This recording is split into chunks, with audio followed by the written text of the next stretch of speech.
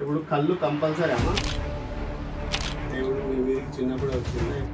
అమ్మ గర్భంలో పుట్టిన 12 రోజులకి శివుని నేను పెళ్లి చేసుకున్నాను.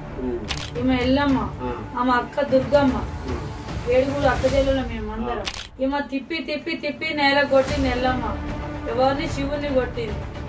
వేడి లేస్తే ఇక వాళ్ళకి ఏం కాదన్నట్టు, ఏం కాదన్నట్టు ఎవరు ఏం చేసినా కూడా, తలగదన్న ఎవరు ఏదైనా శాతపడి చేసినా ఏం చేసినా కూడా వాళ్ళకి ఇక కాదు.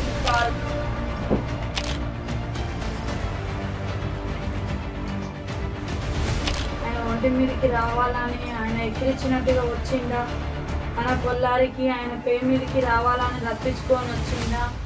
సో ఇవాళ అమ్మవారి దగ్గరకు వచ్చిన, సో చాలా మంది నమ్మతలేరు కదా ఆమె ఎంత భక్తితో పూజ చేస్తుంది అని. ఇప్పుడు నా మీదకి తెప్పిస్తా అంటుంది. ఇప్పుడు నా మీదకి వస్తే నేను ఎట్లా చెప్తాను కూడా ఆమె చెప్తుంది. కాబట్టి చూద్దాం ఇప్పుడు నేను నా మీదకి తెప్పించుకోవడానికి. మీకోసం ఇది నిజము, ఇది అమ్మవారి కోసం చాలా మంది సేవలు చేస్తున్నారు. వాళ్ళ కోసం నేను నా వంతుగా నేనే ట్రై చేస్తున్నా. ఇప్పుడు మీరే చూడండి కళ్ళతో.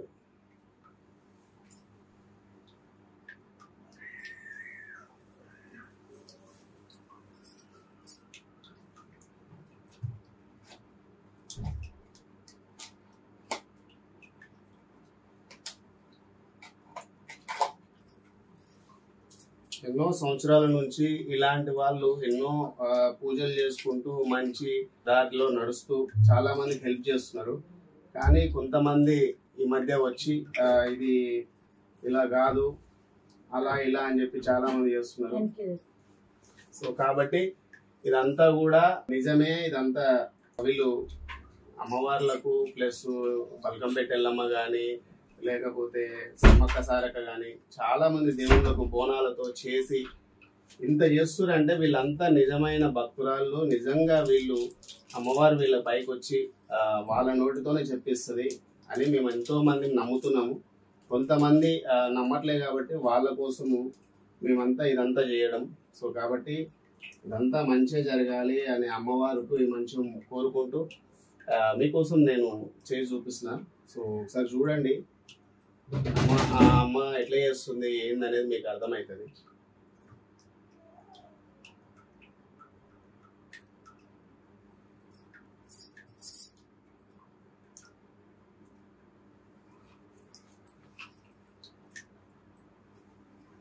మంగళవారం ఒక్క పొద్దుంటారా? నాకు సోమవారం ఒక్క పొద్దుంటా. సోమవారం, శుక్రవారం 2 రోజులు, మంగళవారం నాకు అన్ని వర్తిస్తాయి. పూజ అయిపోయినాక అన్ని. ఇప్పుడు కళ్ళు కంపల్సరీ అమ్మా అమ్మవారికి? ఘటము కన్ఫర్మ్ గా ఎక్కుతుంది అమ్మవారికి. అమ్మ వరం కోసం ఎన్నో బాధలు పడ్డాయి.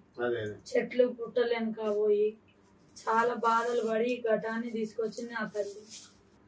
దేవుడు మీ మీదకి చిన్నప్పుడు వచ్చిందా? ఎప్పుడు పుట్టినాక 12 రోజులకే రేణుక ఎల్లమ్మ అని పేరు పెట్టుకుంటే నేను పాలు తాగుతా, అప్పటి వరకు పాలు తాగనని చెప్పిందంట. చిన్నప్పుడే అమ్మకు వచ్చి చెప్పింది అది. అమ్మ గర్భంలో పుట్టిన 12 రోజులకి, పుట్టిన 12 రోజులు అవుతుంది నేను పుట్టినాక. అయితే పాలు పట్టి అందరు పాలు తాగుతారు కదా పిల్లలు, అందరు తాగుతారు కానీ నేను తాగట్లేదట. తాగుకుంటుండే గిన్ని రోజులు పిల్ల పాలు తాగట్లేదని తిరగరాని హాస్పిటల్ అంతా తిరుగుతున్నారంట. మీలాంటి దేవస్థానాల కాడికి వచ్చిరంట. ఆమెకి రేణుక అని పేరు పెడితే ఆ పాలు ఇక్కడే తాగుతుందని నిరూపించిరంట వాళ్ళు. ఆ పూజారి దగ్గరికి పోతే ఆ పూజారి ఏమన్నాడు, మరి అమ్మవారి పేరు పెట్టుకుంటే పాలు తాగుతుందా, మరి ఈ బిడ్డ మాకొద్దా అని మా డాడీ అన్నాడంట.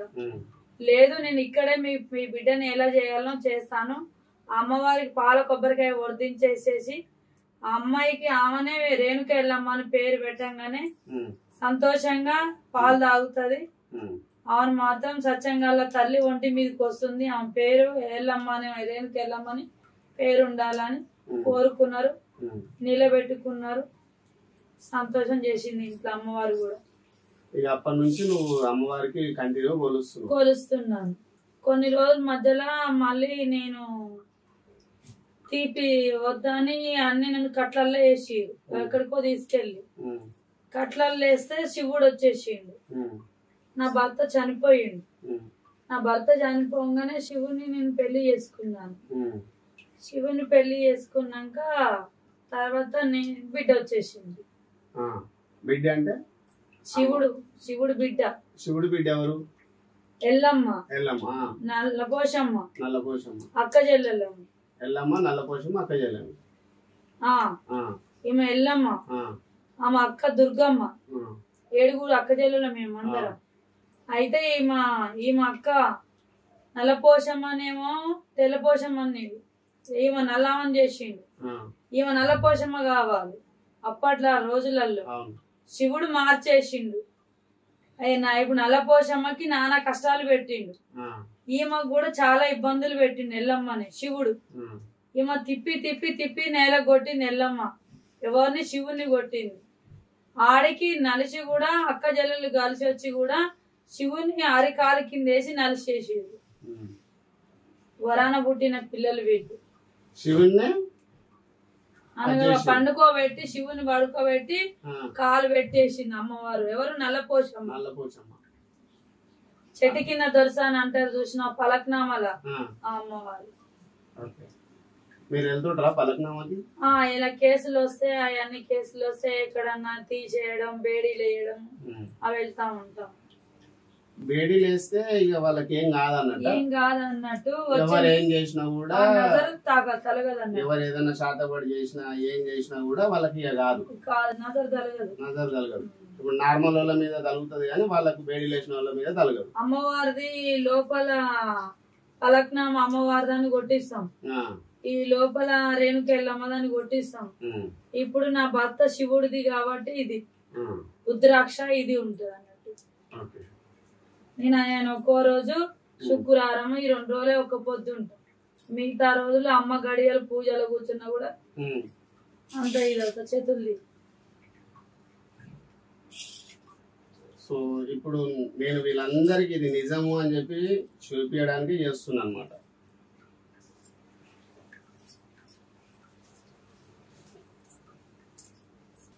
చూస్తున్నారు ఫ్రెండ్స్, ఇప్పుడు అమ్మవారి నా మీద తెప్పేయడానికి అమ్మ ట్రై చేస్తుంది.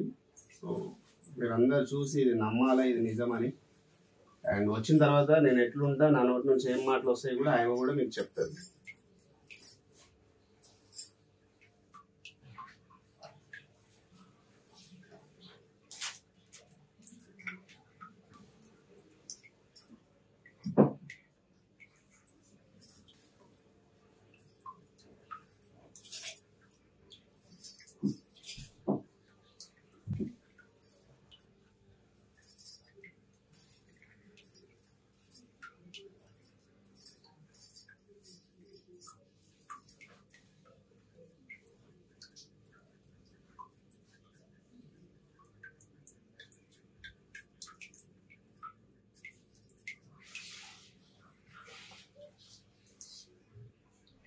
అయితే ఎక్కడిది తీసేయాలి.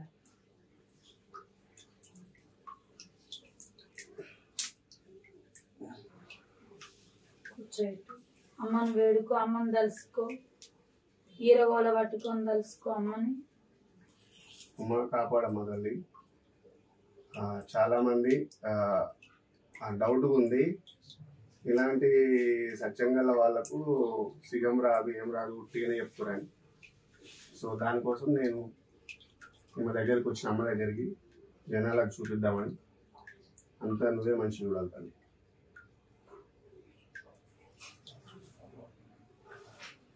వేడుకో అమ్మని, అందరినీ వేడుకో. దీక్ష మీద ఉండు.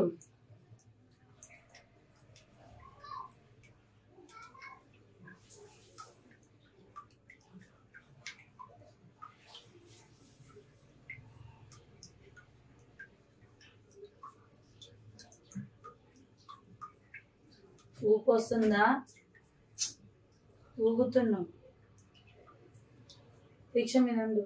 తలుసుకో నీ అయ్యా అమ్మని, నీ అయ్యా పరమేశ్వరుడు, శివుడు పార్వతుల్ని, ఎల్లవని, అక్కని, నల్లపోషమ్మని, వీళ్ళందరినీ తలుసుకో.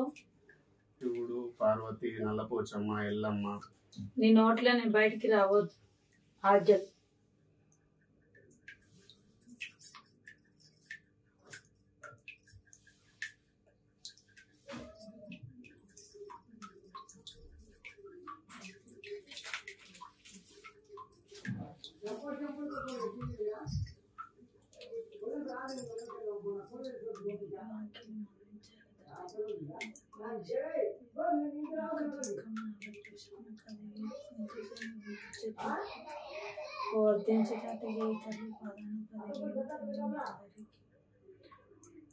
సంతోషంగా ఆజలి మంది సంతోషంగా కొల్లారికి వస్తారు మనకు 10,000 తల్లి కోటక్క జల్లకి నక్క జల్లకి నా శివ పార్వతులకి నా తల్లిదండ్రులకి నా తులసి ఆంజనేయ భూమాంజనేయకి పాదాన 10,000 మీ అందరికి ఆజ్ఞలు రావాలి. సంతోషంగా నిమిషాలు పెట్టద్దు, గడియలు పెట్టద్దు, 2 సెకండ్లలో దూకి పట్టిన 2 ముచ్చట్లు చెప్పేసి వెళ్ళిపోవాలి.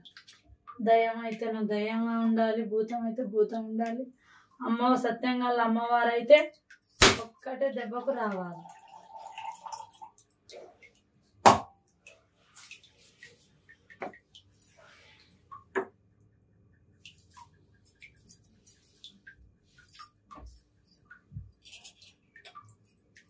ఏమనిపిస్తుంది? ఏమనిపిస్తలేదు. నీ ఒంటి మీద తాయితలు ఉన్నట్టున్నాయిగా. మొలతాడికి అంత తాయితుందా? అడ్డం వస్తుంది అది.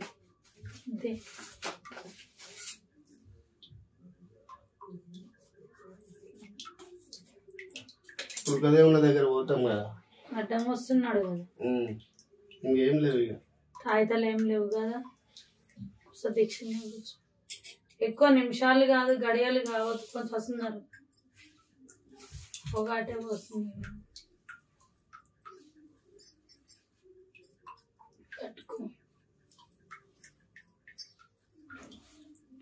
రెండు ముచ్చట్లలో చెప్పిపోవాలి. దయ్యాన్ని అయితేనేమో అట్లా కూర్చోవాలి, భూతాన్ని అయితే అట్లా కూర్చోవద్దు. భూతం అయితే ఎగిరి గంతులు ఎత్తది, దేవుడు అయితే 2 ముచ్చట్లతోటి రావాలి. మరి దేవుడా దయ్యం నల్ల షర్ట్ వేసుకుంది, నల్ల పోష వస్తుందా? ఎవరేసి తెలిసో తెలియక వాళ్ళు నల్ల బట్టలు వేసుకున్నారు. నల్ల షర్ట్ ఇప్పేసి బనీన్ ఉంది ఎర్రది.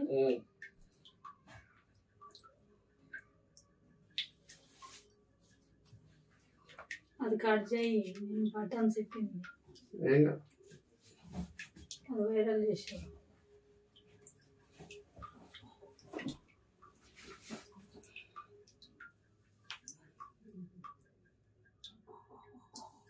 రావాలి, సత్యంగా తల్లి అయితే రావాలి.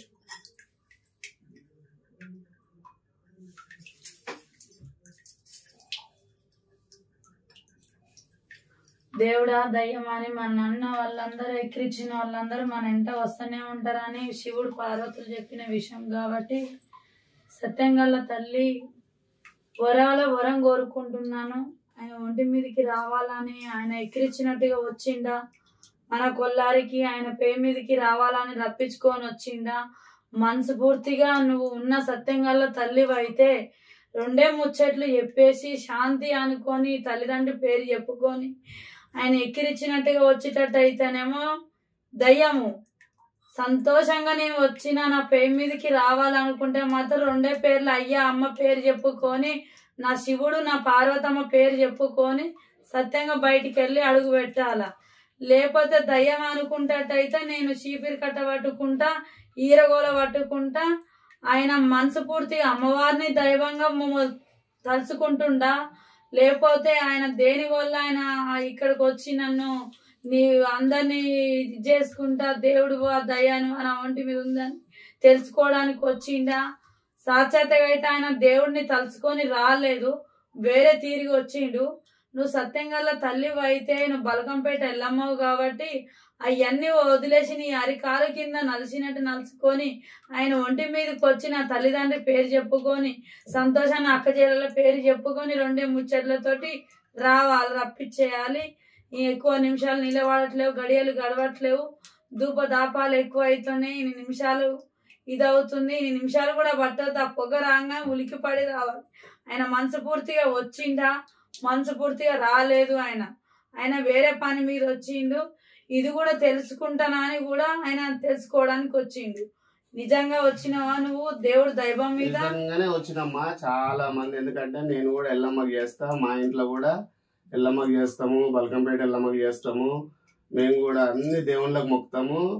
మా అమ్మకు కూడా వస్తుంది, అందరికి వస్తుంది. కానీ జనాలు నమ్ముతలేరు. నిజంగా ఉన్నారా వీళ్ళు, సిగం వస్తుందా, వీళ్ళు అబద్ధమా అని చెప్పి జనాలు నమ్ముతలేరు. జనాలు నమ్మేయడానికే ఇప్పుడు నేను వచ్చినా ఇగో నా ఒంటి మీద దుర్గదేవుని తాయతుంటే కూడా తీసేసిన, నల్ల బట్టలు లేవంటే నల్ల బట్టలు తీసేసిన. నాకు దేవుడి మీద నా అమ్మవారు నా మీదకి వచ్చి జనాలకు నిజమే కదా ఒక సాధారణ మనిషికి కూడా వస్తుంది అని చెప్పి చూపిస్తే ఆ మూర్ఖులకు అర్థమైందా, ఎవరైతే తప్పుగా అనుకుంటారో మీలాంటి వాళ్ళందరికీ చెప్పుతాను కొట్టినట్టు అవుతుందని నేను ఇంత మీకు కూడా వచ్చి కూర్చున్నాను నేను.